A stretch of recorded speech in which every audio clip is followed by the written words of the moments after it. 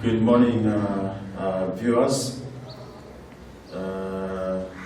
learners of Class 6 particularly, and please welcome again to our discussion today as we are proceeding with the topic and our main competence, that is human body systems, and we are specifically discussing the blood circulatory system. And last time we ended on the veins. We're actually discussing blood vessels.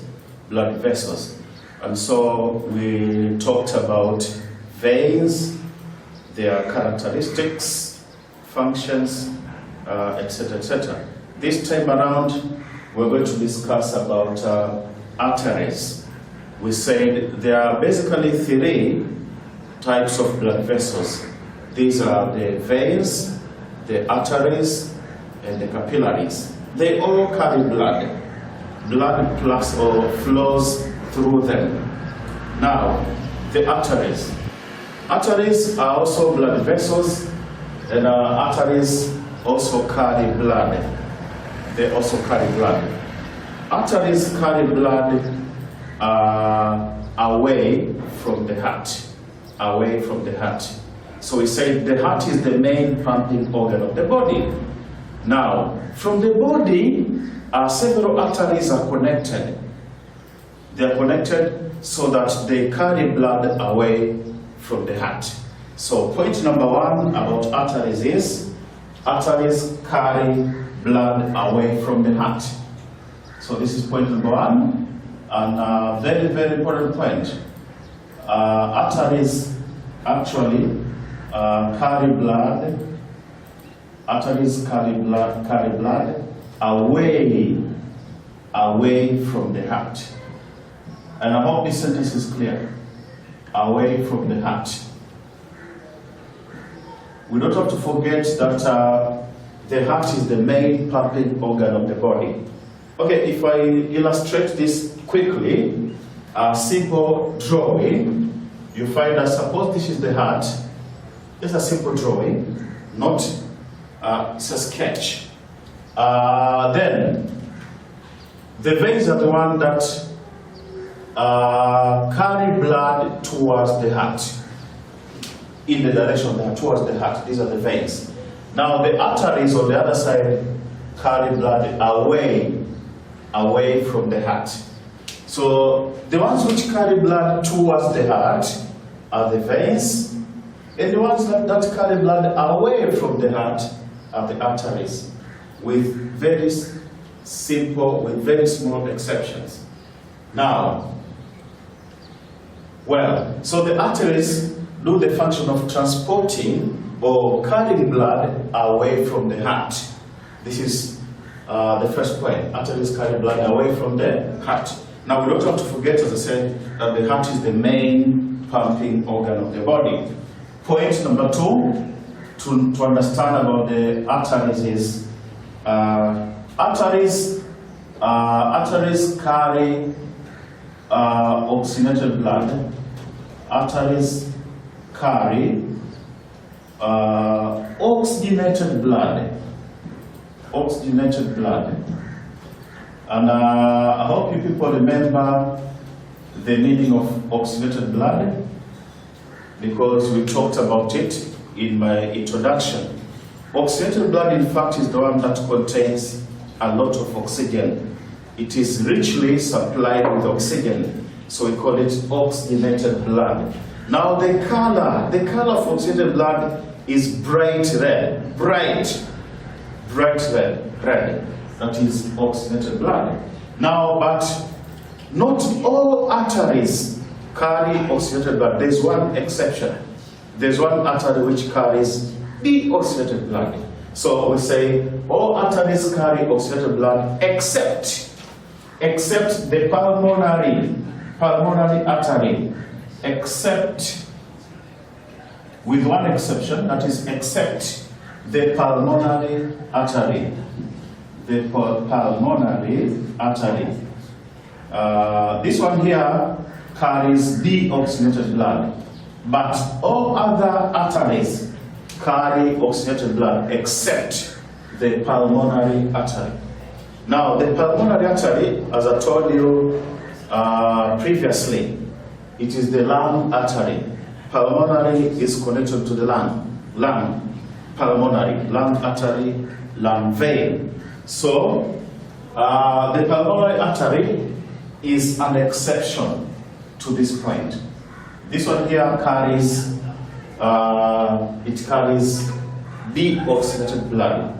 Normally, from the heart, suppose in this structure, these are the lungs. Suppose this one shows the lungs, and this is the lung, a simple illustration. Therefore, there's an artery that carries blood from the heart towards the lungs, to the lungs. Why? For the blood to be purified. Now, purified means for the blood to be oxygenated. It means if this blood from the vena cava, from the veins, of which the main vein is the vena cava, comes to the heart, the reason why blood has to come to the heart is for it to be pumped. There's nothing that changes in the composition of blood. So this blood is deoxygenated, and then there's a blood vessel which carries it towards the lungs, whereby carbon dioxide is given out, there's gaseous exchange. In fact, an oxygen is picked in blood, and so blood is said to be oxygenated. So this is the pulmonary artery. It carries deoxygenated blood, but all other arteries carry oxygenated blood. This is a very, very important point. Now, point number 3 to do with the arteries is, well, we don't have to forget that the pulmonary artery is also known as the lung artery. Just like the pulmonary vein, we said it is the lung vein, lung artery. Very important point to remember. Very, very important. Point number 3, another point is arteries, unlike the veins, the main artery is known as the aorta, or some people call it aorta. The main artery, the biggest artery, the main artery is called aorta. It's called aorta. But if you call it aorta, it is not bad. It's a matter of pronunciation. So our main artery is known as the aorta. Aorta. Spelling is very, very important. Aorta. That is point number 3. Point number 4, that arteries do not have valves. They don't have valves. Why do arteries don't have valves? Of course, we shall look at the structure of arteries and veins, and so you understand it. Arteries do not have valves because blood in the arteries flows with high speed. So there is no possibility of blood flowing back, flows with high speed. And so they don't need valves to prevent blood from flowing back. So arteries do not have valves. Arteries don't have valves. Do not have valves.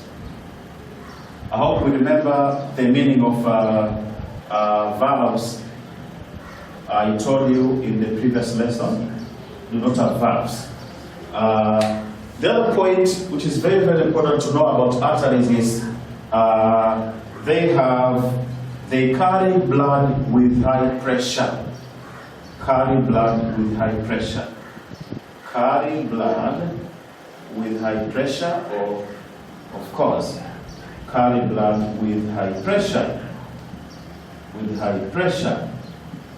Whereby the veins carry blood with low pressure. So it means blood does not flow with high pressure. It is just low pressure in the veins, but in the arteries, very high pressure. And so when an artery is cut accidentally, for example, then blood comes out into spurts. Blood comes out at high pressure. This is to tell us that arteries carry, or blood flowing in the arteries or through the arteries goes with high pressure, very high pressure. Now, the other point to note about arteries is, very, very important point, is have got thick elastic walls to withstand the pressure of blood. Have thick, very thick and not thin, thick elastic walls. Elastic walls. Why? Why thick elastic walls? The reason is so as to withstand the pressure of blood. As I said in the first part, blood flowing through the arteries flows at high pressure, with high pressure. Now to withstand the pressure, that pressure, arteries are made up of thick walls. Thick walls to withstand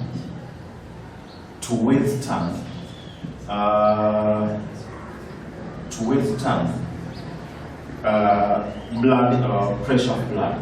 Very, very important point. Pressure of blood. This point is very, very important. Okay.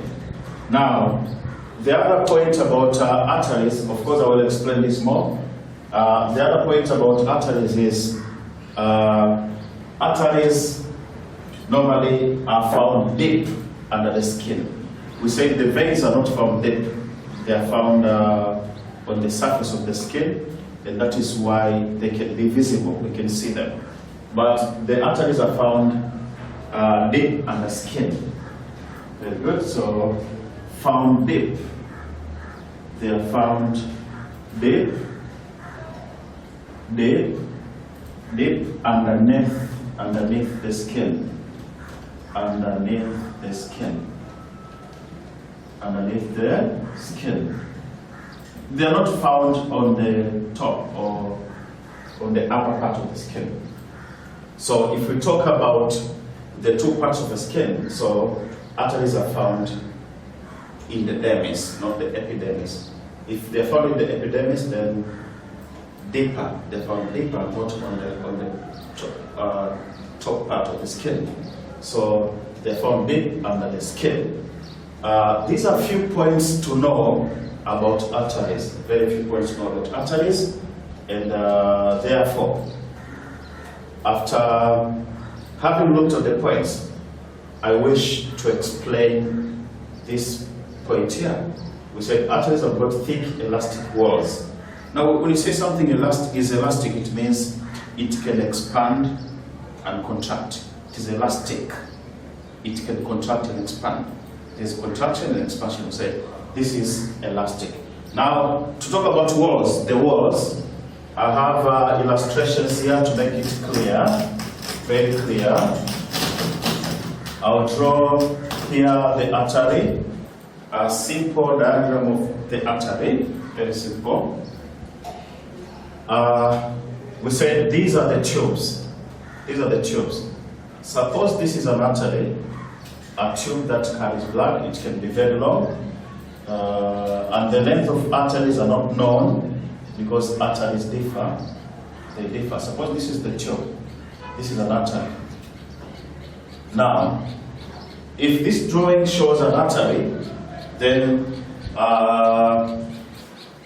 we see that the diameter or the walls of the artery walls are thick. So if this is the wall here, then they are thick. Thick. The wall is thick. Unlike the veins, this wall is thick. Very thick. Now the reason why the wall is thick, and this is throughout the vessel. This wall is thick for the reason of withstanding the high pressure that blood flows with in the artery. So the walls are thick. They're uniformly thick. And the thickness of the walls is very important, an adaptation for an artery to withstand or to contain the pressure, the high pressure of blood flowing through it. Now, direction, suppose this is the direction of blood. This one here, the walls are thick, the diameter is, the walls are thick, really. Now, the space and opening an opening in a blood vessel, this space here, very, very important point here. The space or an opening, this one here, of a blood vessel is known as lumen. Lumen. Let us not forget this term. Very, very important. The lumen. So lumen means the space, this space through which blood can pass. So the lumen. Okay, this is an artery. The vein on the other side. The vein on the other side. If I try to illustrate it quickly, sorry if the drawing is not very, very good. The main concept here is that we get a picture so that we can know when we talk about thick walls and thin walls, what that means. Very, very important. Suppose this is a vein on the other side. We have been talking about arteries. Then the wall of a vein is thin. Thin. This is thin. Unlike the arteries, thick. Thick. And as you know, we said blood flowing through the veins flows with low pressure. And that is why veins have got valves. The main function of valves here is to see that blood does not go backwards, does not flow backwards. If this is the direction of blood, then because in the veins, blood flows with low pressure, then there's high possibility of blood flowing backwards. And this is not good. This is not good. Blood has to go its way. Now, to minimize the possibility of blood flowing backwards, instead of this direction going the other way around, veins are equipped with the so-called valves. But the valves are not there in the arteries. I hope the difference between the walls, the thin wall of a vein and the thin wall of an artery is understood. And so, if this is understood, then let us go quickly to our last discussion, which is the capillaries. Capillaries, very quickly. Capillaries, after which, in our next lesson, we shall see the differences between arteries and veins. Okay, our last part is capillaries, blood capillaries. Now here, you really need to focus because there has been confusion. People confuse a lot capillaries and other blood vessels. Capillaries. Now, capillaries are the smallest of all blood vessels, the teeniest, the smallest of all blood vessels. They are very tiny, very small. So, point number one about capillaries, smallest blood vessels in the body. Very important point. These are the smallest blood vessels in the body. Blood vessels in the human body or in the body of an animal. Smallest blood vessels in the body. So, therefore, what are the smallest blood vessels in the body? The capillaries. The capillaries. Very, very important point. Number two, you can learn more about capillaries in your phones. You can talk with your parents and they give you a phone, try to go find more about capillaries. Their size, the way they look like, this is important. Point number two, capillaries are found between veins and arteries. They are found between veins and arteries. Veins and arteries. Because normally, in capillaries, that is where there is actually exchange of materials such as gases and food nutrients. They are found between veins and arteries. Another point is capillaries help in supplying of oxygen.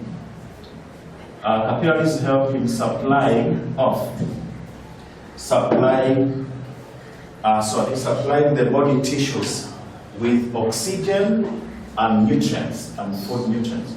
supplying the body tissues.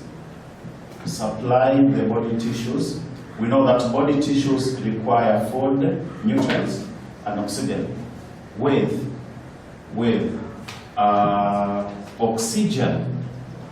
oxygen gas, of course, in this case, and food nutrients. Very, very important. Food nutrients.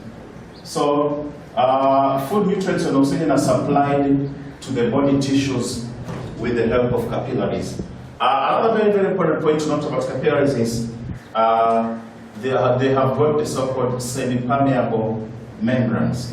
They have got semi-permeable membranes. And this one means that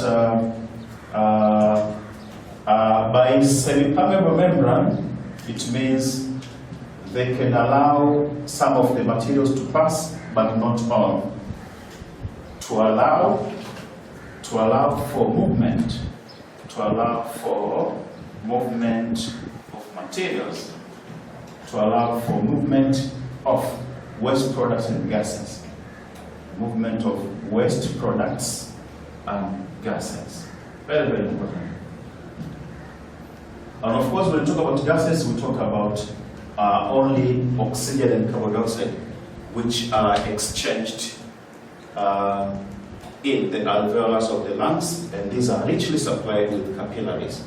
After having looked at this, let me say we stop here for today.